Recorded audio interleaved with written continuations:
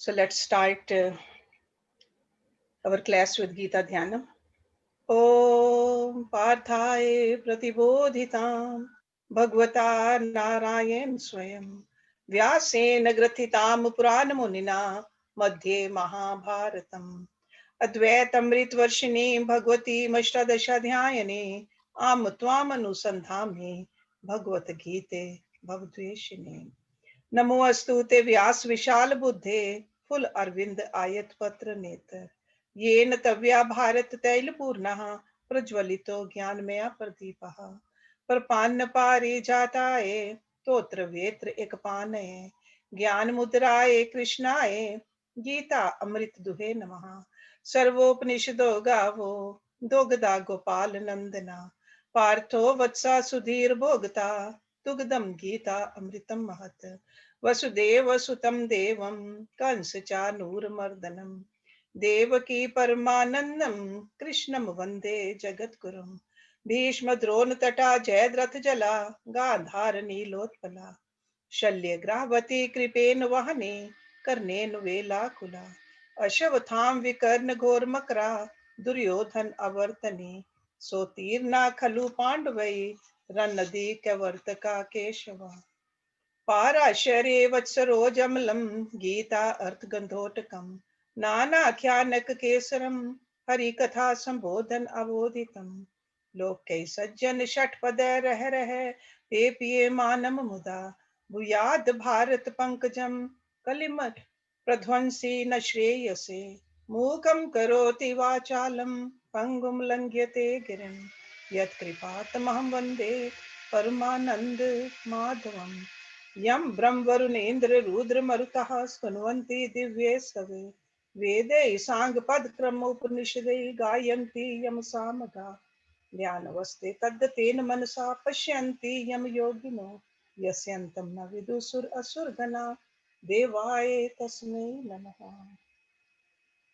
We finished chapter 17 last week, and now today we're going to start the last chapter of Bhagavad Gita, chapter number 18.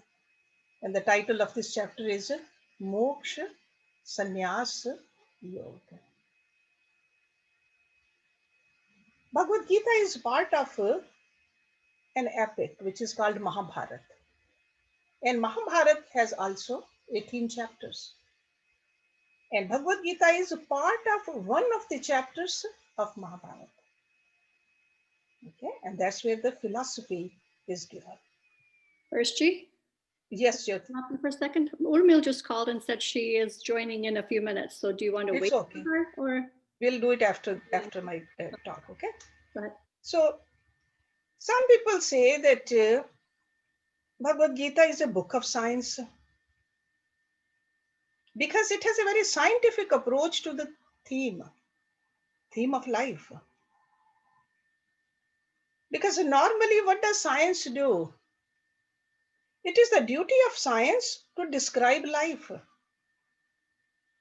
And it's the purpose of philosophy to explain life. So Bhagavad Gita is at once a science as well as a philosophy. It describes life and it also explains life.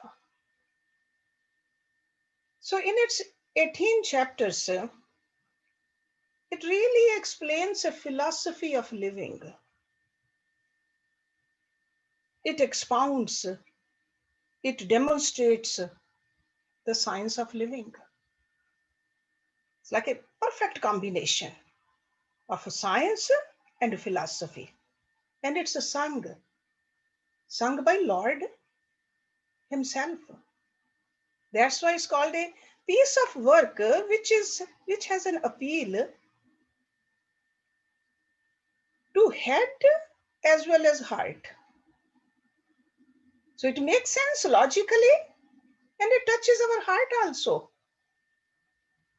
And this closing chapter of this great scripture is a summary of the entire song of the Lord.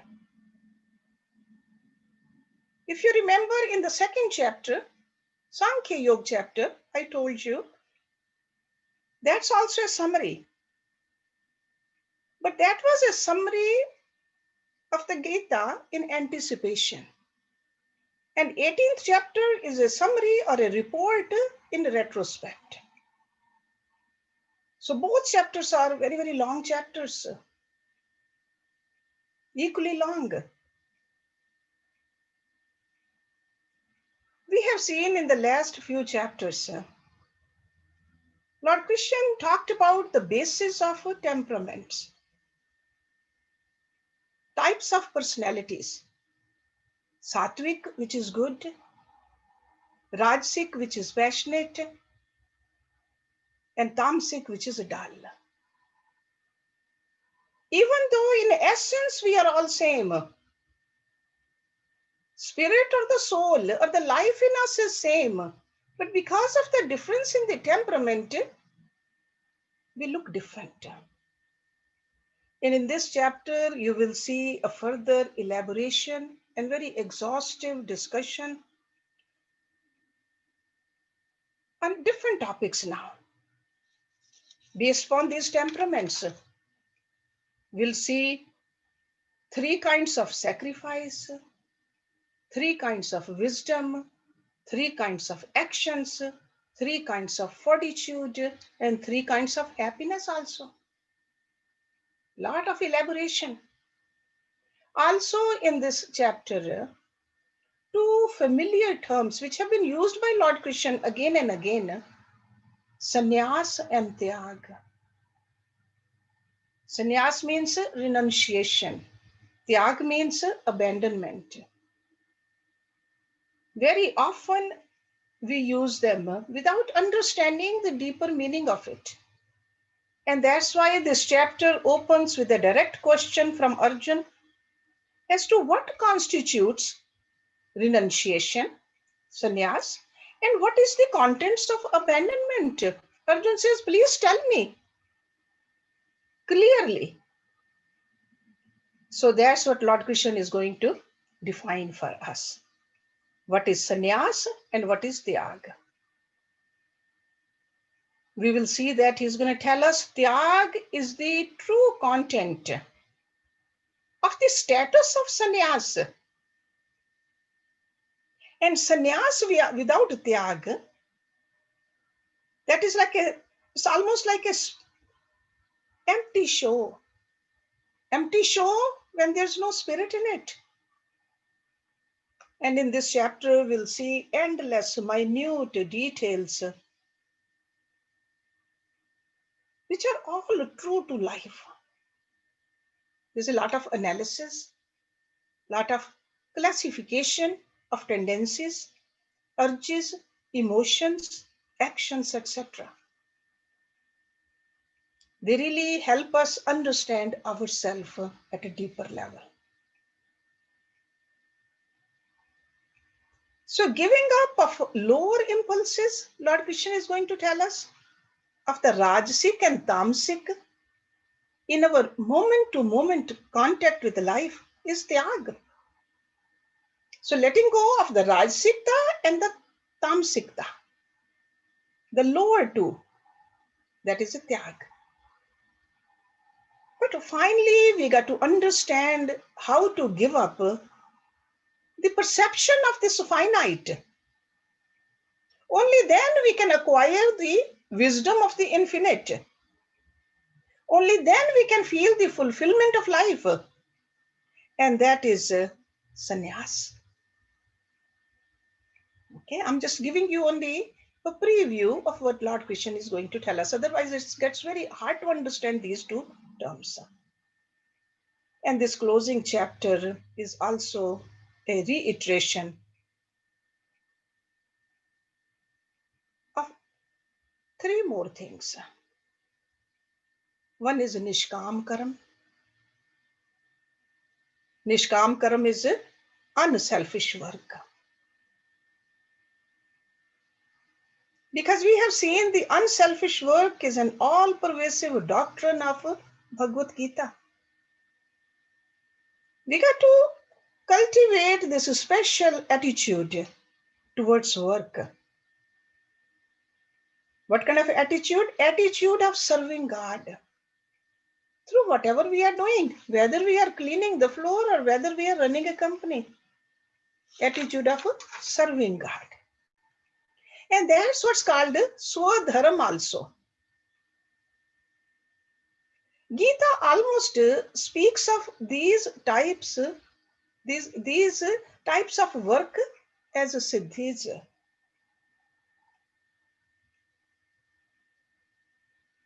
Swadharam is when we are devoted to our own dharma, duty, devoted to it. What happens is there's a more purity of mind, and that's how we feel the grace of God. It really develops our personality through dedicated performance, and simultaneously we see our work becomes our meditation. That's why they say all work is meditation, but all work when we do it unselfishly. Selfish work is not a meditation. Selfishly, even meditation done is not a meditation. Unselfishness has to be there. And the second siddhi which he has described throughout Bhagavad Gita, and again in this chapter we'll see, it's called Nashkarmya Siddhi. Perfection of transcendence of work. So you got to learn how to transcend this also, that I'm not even doing it. So you are abandoning the fruit of the actions, then more so a sense of agency also. Who is doing it? If I'm not doing the action, who is doing it? The Prakriti part in me is doing it. Atma never does any work. That's how more and more purity comes in the work itself. Atma never does anything. Only the Prakriti in me. So that's why identification with the Atma is the meditation. And the third siddhi is called Brahma Bhuyam. So the first one is Swadharam, second one is Nishkarmi Siddhi, the third one is Brahma Bhuyam. So in this third Siddhi, the Brahma Bhuyam, where the introvert is living in solitude, absorbed in meditation. Nothing to do with this outer world or any other work. He is workless both physically as well as mentally now. This state is called Brahmi Sthiti. In second chapter, Lord Krishna mentioned this. So that's why I told you the second chapter was in the retrospect. Now it's a summary. And between 2nd and 18, all the detail is given. Every verse is connected with each verse. Every chapter is connected with each chapter. He also used the word Sthit Pragya, Brahmbhuya, where bhakti and jnana are considered the same. They have reached at their highest level, both perfect each other. But we will see in this chapter, after giving this kind of a wisdom, jnana, to Arjuna, in verse number 63, Lord Krishna will say, Arjuna, do as you think as fit. The freedom to do whatever he wants to do. Fix, but then again he says, whatever you want to do, you have the freedom. But in verses 65 and 66 of this chapter, he'll say, whatever you do, fix your mind upon me. Be devoted to me. Sacrifice to me. bow down to me. Then abandoning all dharmas, take refuge in me alone. I will liberate you from all sins. Grieve not. It's a beautiful blessing, beautiful message for all of us. Let's start with Arjun's question in the verse number 1. Now you will see that where these terms have come from. Sanyasasya mahabaho tatvam ichami vedutum tyagasya cha hrishikesh prithak keshi nishudana. Sanyasasya of renunciation. Mahabaho, oh mighty armed, that is for Arjun. Tattvam, the essence of truth. Ichami, I wish. Veditum, to know. Tyagasya, abandonment. Rishikesh is a name used for Lord Krishna. Tyagasya cha Rishikesh. So over here, Arjun is calling Lord Krishna Rishikesh also and Mahabahu also. Mighty armed.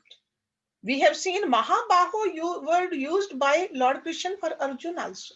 So each other, because they both are great warriors. Mahabahu. Prithak, severally. Keshi Nudan, slayer of Keshi. So Arjun is saying, I desire to know severely, O mighty armed, the essence or truth of renunciation, O Rishikesh, as also of abandonment, O slayer of Keshi. First of all, slayer of Keshi. Keshi was a demon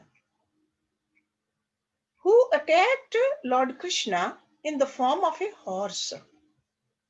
And Krishna killed him by tearing him into two halves. Okay, this is mentioned in the scriptures. So that's why he's using this word Keshi Nishudan.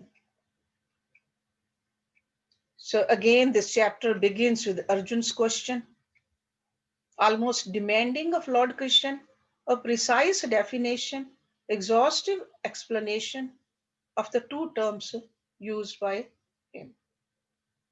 Off and on. You can go back to all these chapters to see how many times Sanyas word has been used, how many times Tyag word has been used, here and there. So renunciation is sannyas. That's a close translation of that Sanskrit term, and tyag is abandonment. Whenever a disciple expresses his doubt, it is the duty of the teacher to discover the difficulty of the student and clear his doubt. And that's why what we see throughout Bhagavad Gita, Lord Krishna is trying to answer his questions or removing his doubts. Sannyas without the spirit of Tyag is incomprehensible. It's almost like a sham pose. If we don't have a Tyag and we think we are a sannyasi, it's a sham.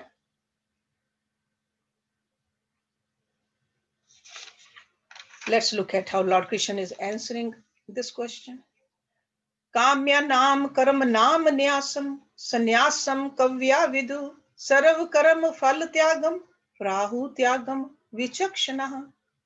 Kamya nam of desireful, karam nam of actions, nyasam the renunciation, sannyasam also renunciation, kavya the sages, vidu understand. Sarv karam fal tyagam, the abandonment of the fruits of all actions, all works. Prahu declare, tyagam abandonment, vichakshanaha the wise. The sages understand sannyas to be the renunciation of works with desire. The wise declare the abandonment of the fruits of all actions as tyag. So totally giving up all desire prompted activity is renunciation. Desire prompted. And abandonment is giving up all anxieties for enjoying the fruits of action. Both of these definitions, they read almost the same to an ordinary person, I should say, or uninitiated, a person who has not learned to do some contemplation. Because all desires are always for the fruits of our actions. So person will say, what is the difference? So both do mean that giving up of the desires, but tyag is slightly different from sannyas.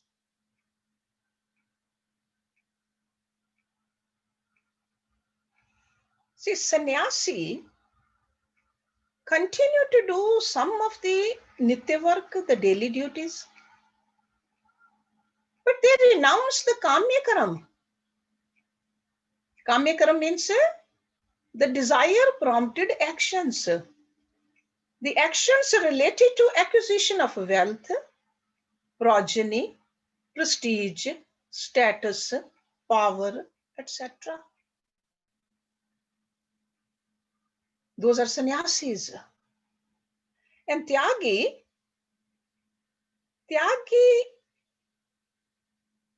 that means not implying relinquishing the prescribed Vedic duties, only renouncing the desire for enjoying the fruits. So in other words, renunciation is the goal to be reached through the process of abandonment. So that's why I was telling you earlier that tyag is letting go of the rajsikta and the tamsikta. So renunciation is the goal to be reached through the process of abandonment of our moment to moment anxiety to enjoy the fruits. Otherwise, constantly we are thinking, I got to enjoy this, I got to do it for myself. So first, work on the tyag.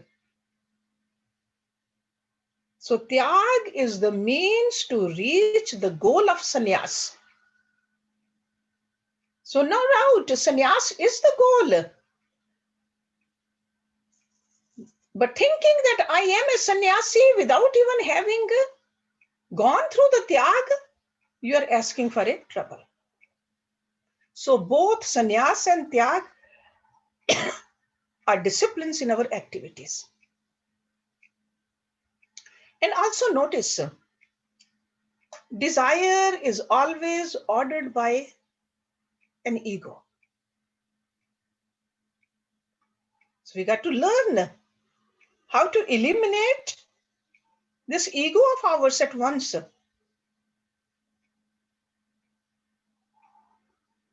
Because otherwise those desires and agitations, they bring about restlessness. And the deeper the desire, the greater is the amount of dissipation in our mind, our energies. A dissipated person cannot execute anything great. Okay? So both sannyas and tyag are the disciplines.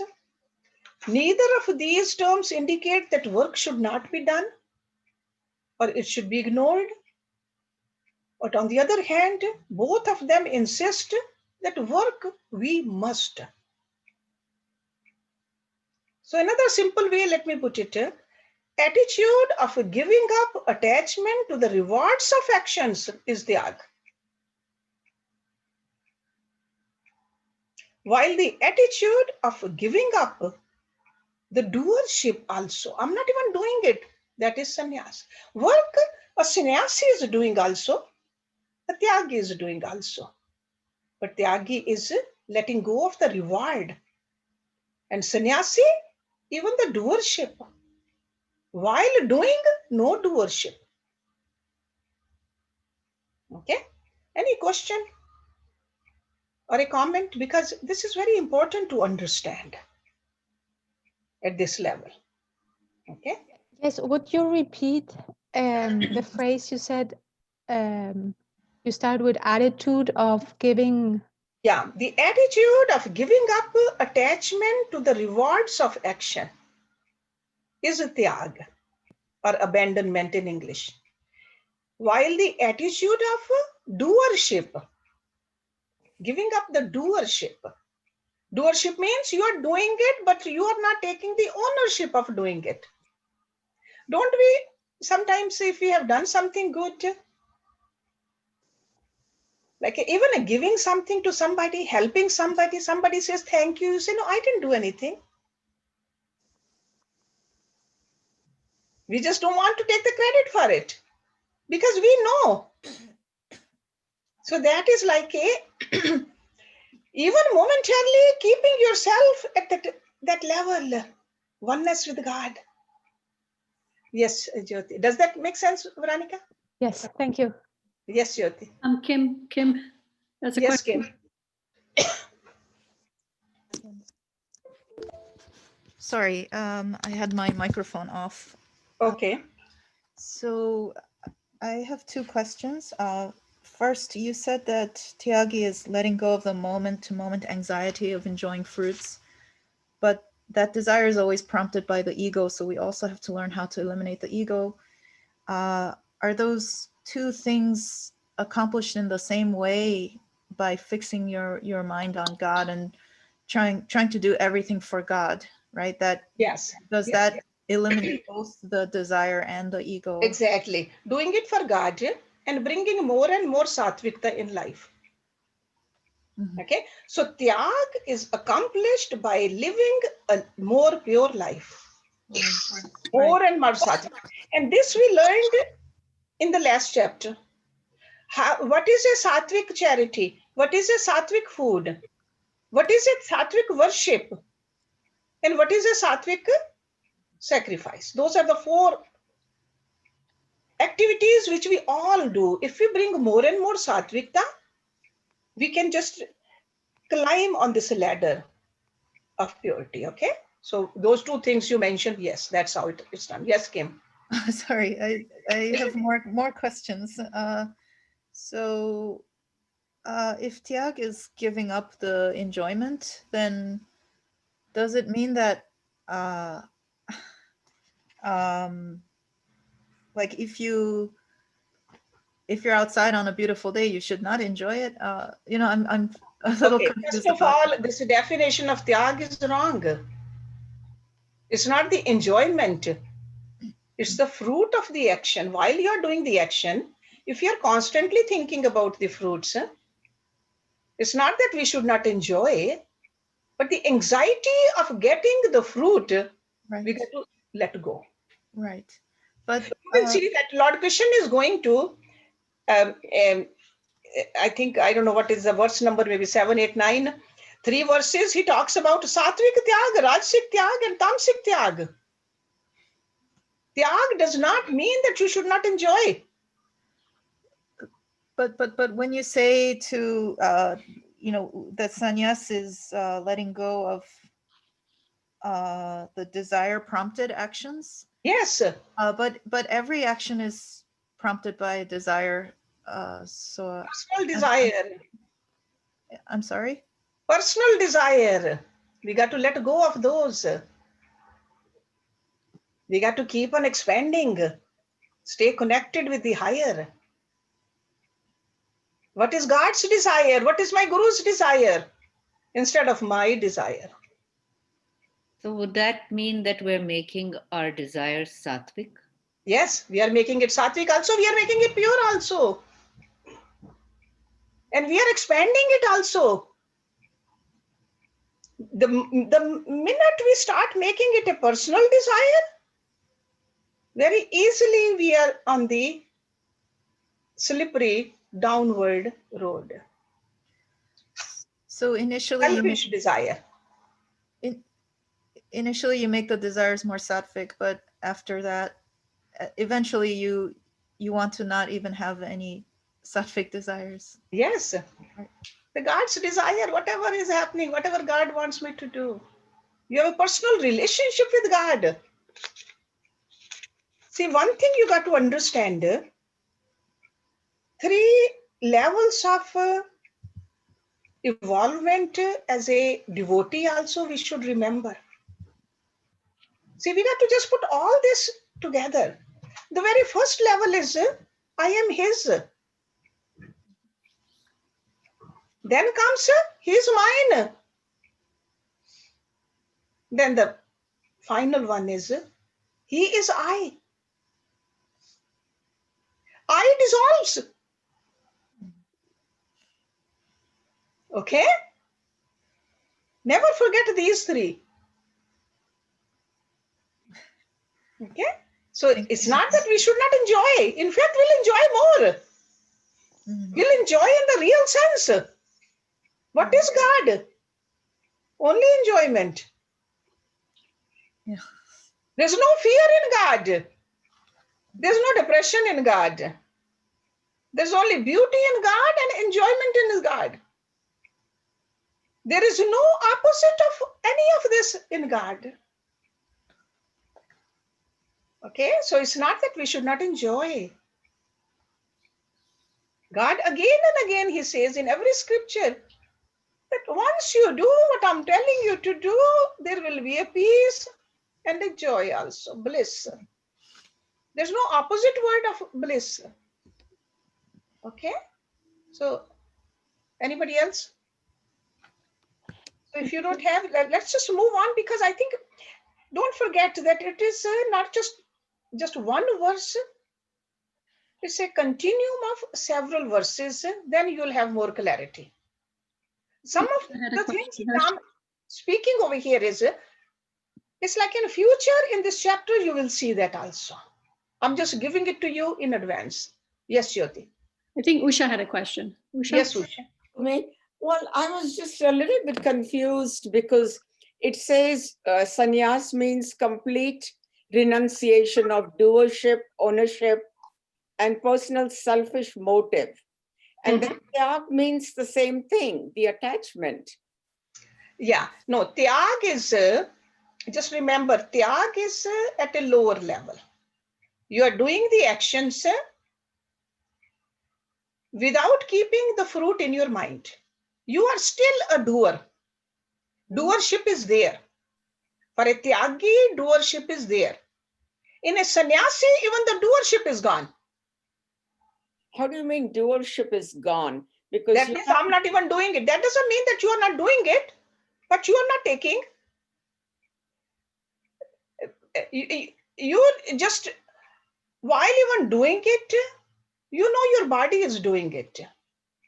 Because you start to identify yourself with the Atma.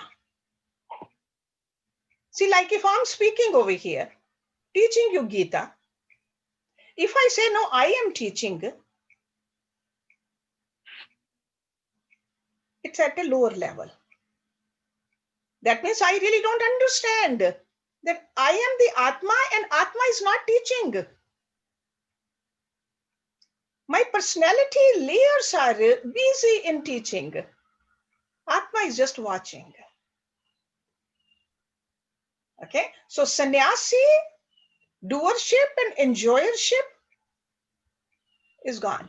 It's not that he's not doing anything. That's why I said it's not a giving up of the work. It's the understanding of who is doing the work. Okay, so you will see that, Usha, as you study this chapter, it will come more and more clear. But right now, remember, tyag is the stepping stone to become a sannyasi. And both of them are doing the work. They are doing even better than us. But we want to take the credit. I am doing it. So that's tyag. We don't want that part of tyag, to take credit. But then sannyas doesn't mean the same thing, right? It just means to do it. Sannyas really means, in this sense, the way Gita teaches sannyas, that your identification has become with the real you. See, go back to chapter number 4, Karam Sanyas Yoga. Lot of detail is given over there. You remember the first chapter was Vishad Yoga. Arjun gets confused. Arjun says, I don't want to do it. Then Lord Krishna gives him some knowledge. In the second chapter, Sankhya Yoga. Then in the third chapter, Lord Krishna tells him that how a yogi does the action, Karam Yoga. Then after that comes Gyan Karam Sannyas Yoga. Then the fifth chapter was Karam Sannyas Yoga. So over there, the details of this whole sadhana is given. So over here, Arjun gets confused again. So if you are confused, don't give up. It's okay. These terms are not, they can be used sometimes for different things. We are trying to learn how philosophically in Gita these terms are being used. So sannyas does not mean no action. Sannyas means identification with the Atma now. I am the Atma, and Atma by definition never does any work. See, we are made up of Prakriti and the Atma. Who does the work? Prakriti does. And what is the Prakriti? Anything other than the Atma. And I am not the Prakriti because Prakriti is going to be left behind. See, that's why I said Gita is very scientific, very logical, at the same time, highly philosophical. Okay? Yes, Jyoti. Sujata. Hershji, I had a question, I guess, still slightly confused. So God is working through his Prakriti aspect, right? Yes. And so, and we are kind of identified with the Prakriti, right? Yes. And that is the problem. That's the problem. But we too can act only through Prakriti, right? Yes. So which part of Prakriti should we embrace? Higher part. Which is the mind and the intellect. The mind and the intellect. And make it pure also. A pure mind and intellect is the aspect of Prakriti we not should. Not an agitated mind and intellect, not a confused mind and intellect. Clear and disciplined. And that's why the whole sadhana is about that. The studies also, taking care of this body also, all of this is so that we can see it clearly. Who is working and how should it work? Okay. And what should, I mean, like the whole sadhana is to identify what you should do. Yes. Okay. What should you do and how should you do? And who is doing it? How much you should do? The problem is we just get confused and we lose the sight. We forget the goal and we forget all these components also. So it's figuring out God's plan or getting in touch with God's plan. Getting in touch, we can never figure it out. You're getting in touch. Can a little ant figure it out how big Chicago land is? We can never figure it out. The right way to know is, we'll talk about it Wednesday. Surrender. And surrender is not a weakness. It's not a meekness. It's not giving up. That's what we're going to talk about. Thank you. Yes, Thank you. Very, very, very beautiful. Thank you. Okay. Veronica? Yes, Veronica. Yes, so Tyaga, the sacrifice, is whenever we see like the tendencies when Rajic or Tamasic appears in the mind, the moment we identify that, in that moment choose Sattvic. Uh-huh. Sattvic. Yes. But it's Yeah. like going in and going out. Exactly. For that, we have to be alert. For that, we got to be very vigilant. Yes. Okay. And for that, we have to step apart. Hmm. Two people, if they are arguing and we just jump into the argument, we lose the whole picture. But if we can stand apart, then we can see what the problem is. Wow. Yes. Okay. So this clarity, this calmness, we got to cultivate in our personality. That's what sadhana is. Okay, good way to put it, Veronica. Vidhi, does Vidhi have a question? No. I'm just too amazed. Thank you so It much is to just explain so. it is just an awe moment. Oh my God. Oh. This is so beautifully explained to the questions coming up. Thank you, Ma. Thank you. Okay, so let Could I me ask one more thing? let me Right. do one more verse, then we'll stop.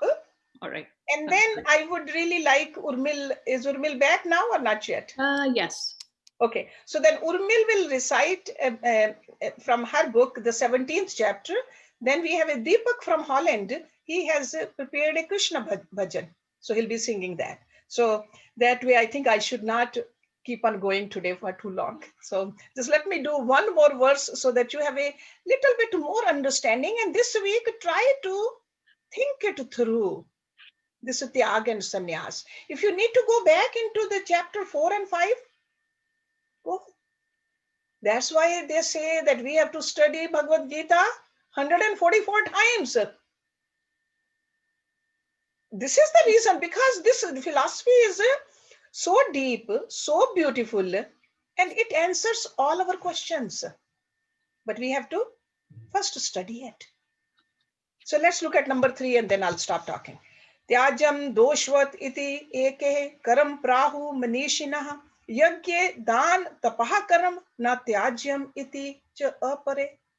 Tyajam should be abandoned. Doshvat as an evil. Iti means thus. Eke means some. Karam means actions. Prahu declare. Manishina, the munis or the philosophers.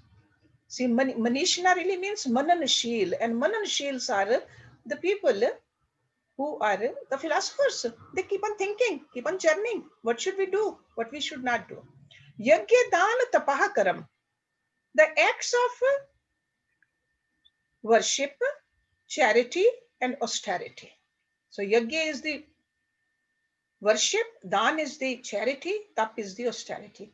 Na tyajyam, not. Na means not, tyajyam should be relinquished. Iti means thus, cha means and, apare means others. So many different philosophies came. That's why people are confused also. So Lord Krishna is saying that all actions should be abandoned as evil. Declare some philosophers. Some people say, I don't want to do anything. I don't want to even stay home. I want to just go somewhere.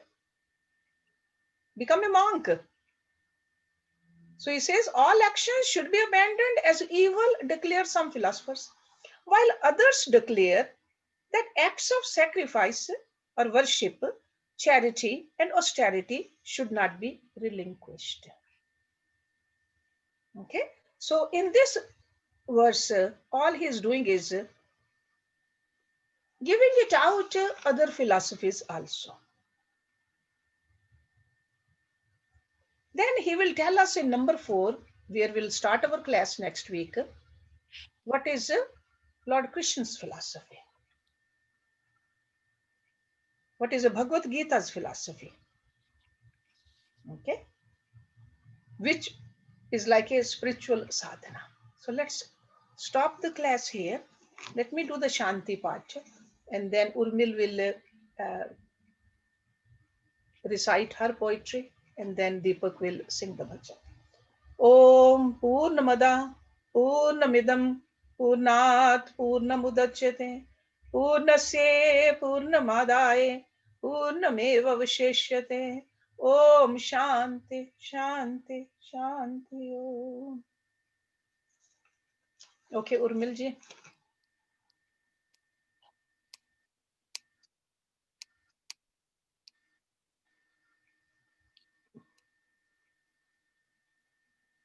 Jyotishi there? Thank you for the opportunity, Hersh. Sure, sure. Bhagavad Gita, Discourse 17, and it has 28 verses. Shraddha Triya Vibhag Yog. This is the understanding of the three divisions of faith, which is Shraddha. Arjun asks Lord Krishna, and this is question number 15 out of 16. If people do spiritual practices with faith, but do not adopt the rules of the sacred scripture, is such a faith Shraddha? Is it in the mode of goodness, mode of passion, or mode of inertia? Lord Krishna replied, every person is born with faith, which can be in the mode of goodness, passion, or ignorance. Man is what his faith is, Satvik, Rajik, or Tamsik. His personality determines the difference. O Arjuna, the faith of all humans concurs to their karmic impressions and their inborn nature. The temperament of the mind rules the type of faith, which then directs people in the future. There are three types of worship. The Sattvic people worship the celestial gods, the Rajasic ones worship mystic and monsters, and Tamasic persons glorify black magic and worship the evil spirits of the dead and specters. Ignorant people of demonic nature practice austerities contrary to the sacred scriptures. They are hypocrite, selfish, and driven by greed, lust, yearnings, and immoral ruptures. Because of desires and attachment, the ignorant damage elements of their body so precious. And in the process, they also hurt me, the Supreme Soul, who lives within their form, so propitious, which means auspicious. And the faith is also reflected in many other ways, one of them being food. Based on people's mode of nature and faith, they tend to choose different foods to ingest. Similarly, their outlook impacts the kind of sacrifice, austerity, and charity they like the best. Persons in the sattvic mode eat foods that are nutritious, delicious, and full of goodness. They opt for foods that are beneficial to their health, strength, longevity, and happiness. Persons in the mode of passion gravitate towards foods that are salty, sour, hot, and spicy.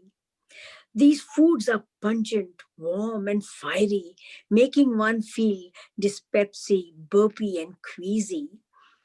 Persons in the mode of ignorance prefer foods that are fermented, fried, and impure.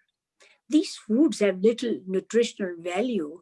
They evoke adverse toxic tendencies for sure. Again, when it comes to sacrifices or yagnas, or worship, in other words, then that also is of three types. The sacrifice in the mode of goodness abides by the Vedic scriptures and is done selflessly.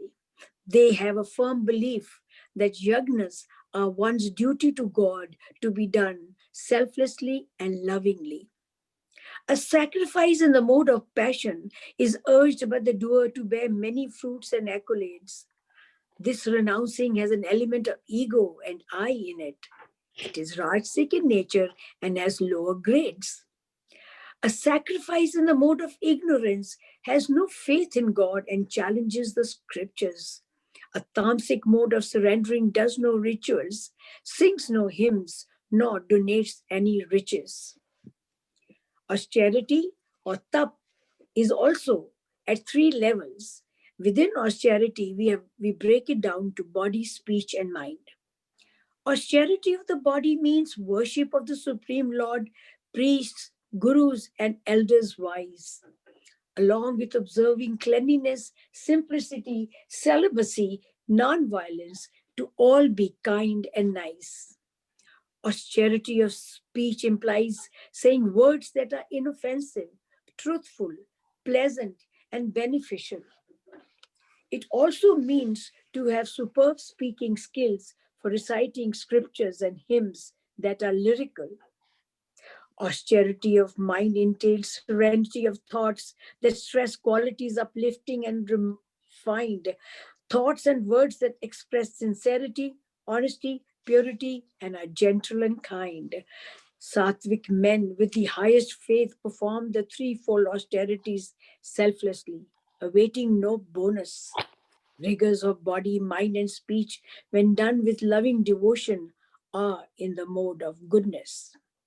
Rajasic men practice these austerities mainly to gain status, honor, prestige, and popularity. They often do them with arrogance, in the mode of passion, and their benefits are transitory.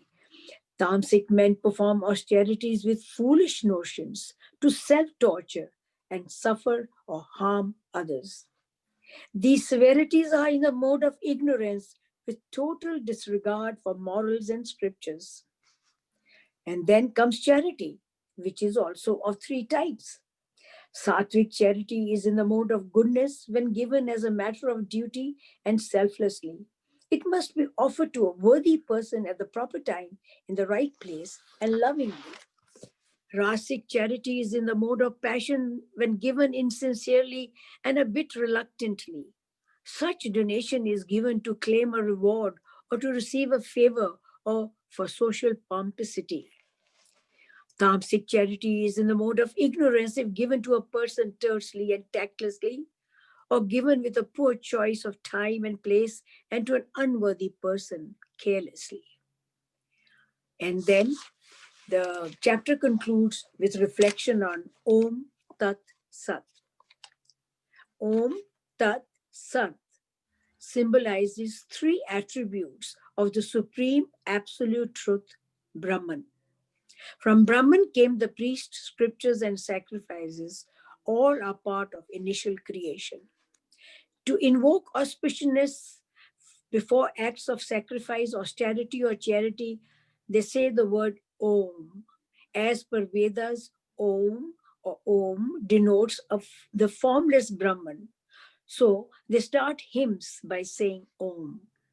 Seekers of salvation and liberation do sattvic sacrifice, charity and austerity, and utter the word Tat.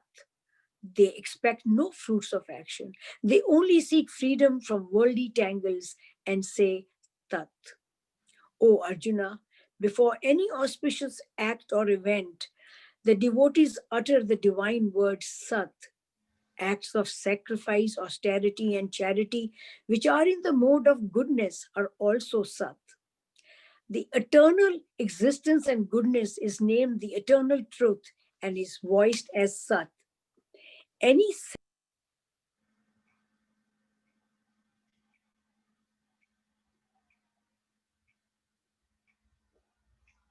Rumilji, your audio is off. There we go. Okay. O Arjun, before any auspicious act or event, the devotees utter the divine word Sat. Acts of sacrifice, austerity, and charity, which are in the mode of goodness, are also Sat. The eternal existence and goodness is named the eternal truth and is voiced as Sat. Any selfless action done with faith and dedicated to the Supreme Being is also Sat. In any act of, if any act of sacrifice, austerity, or charity lacks faith, it is pretentious and called asat. O Arjun, the value of actions without faith is zero. Be it in this life or next, it is asat. Om Tat Sat. Thank you very much, Urmil. Beautiful, beautiful. So Deepak, if you can unmute yourself and sing that bhajan, please. Yeah, thanks, Siddhi. Thanks for the opportunity. Okay. ऐसी लागी लगन मेरा हो गई मगन वो तो गली गली हरी गुण गाने लगी महलों में पली पलक बन के जोगन चली मीरा रानी दीवानी कहाने लगी, ऐसी लागी लगन मीरा हो गई मगन, वो तो गली गली हरि गुण गाने लगी, ऐसी लागी लगन। कोई रोके नहीं, कोई टोके नहीं, मीरा गोविंद गोपाल गाने लगी, बैठी संतों के संग, रंगी मोहन के रंग, फिर मीरा प्रेमी प्रीतम को मनाने लगी, वो तो गली गली हरि गुण गाने लगी, ऐसी लागी लगन मीरा हो गई मगन, वो तो गली गली हरि गुण गाने लगी, ऐसी लागी लगन। रावण ने विष दिया, मानो अमृत पिया, मीरा सागर में सरिता समाने लगी, दुख लाखों सहे, मुख से गोविंद कहे, मीरा गोविंद गोपाल गाने लगी, वो तो गली गली हरि गुण गाने लगी, ऐसी लागी लगन मीरा हो गई मगन, वो तो गली गली हरि गुण गाने लगी, महलों में पली बन के जोगन चली, मीरा रानी दीवानी कहाने लगी, ऐसी लागी लगन। Beautiful, Deepak. Very nice. Beautiful bhajan and beautifully you sang. Yes. So we still have few minutes if anybody wants to ask any question or any comment.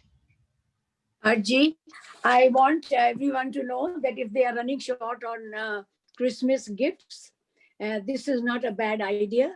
So if Yes. you all want, within the certain area, they can be delivered to others, they can be mailed and come after Christmas. And the book is only $20. You can't find any gift in the market. Yeah. But it's a very precious gift to your family members. Yes, no, I agree. I agree. So anybody who wants, I have some copies at the ashram also. Yeah.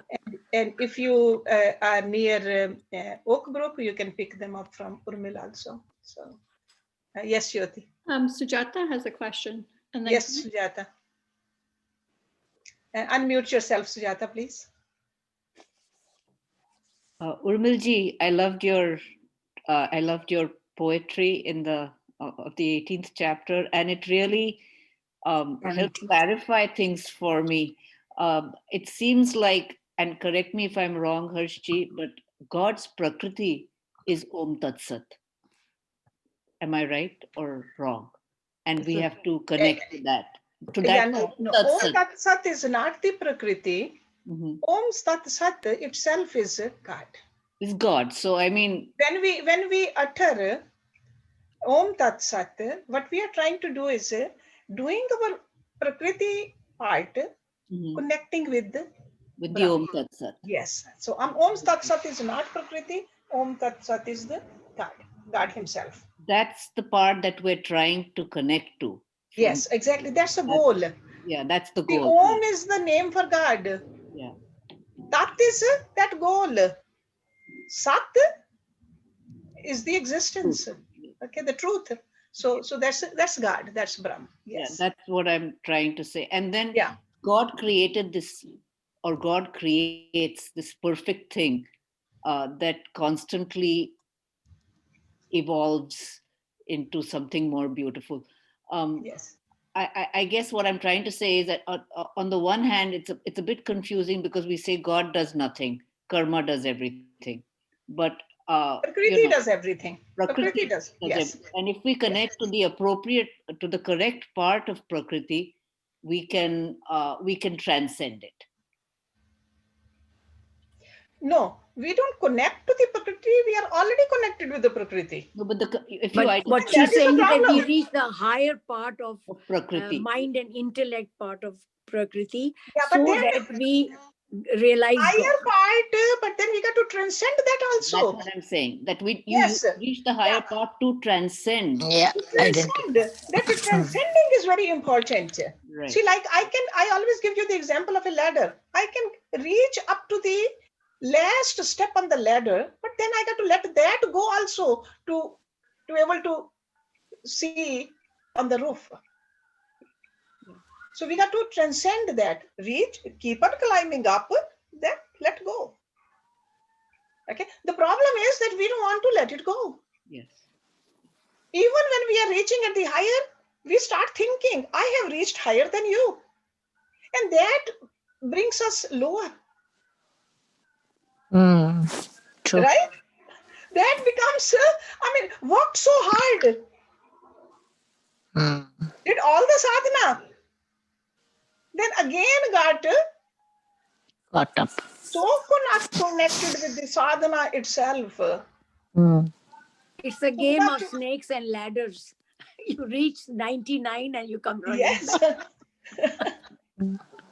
So always remember, we are connected. We are connected with the Prakriti. We got to work with the Prakriti and then let go of the Prakriti.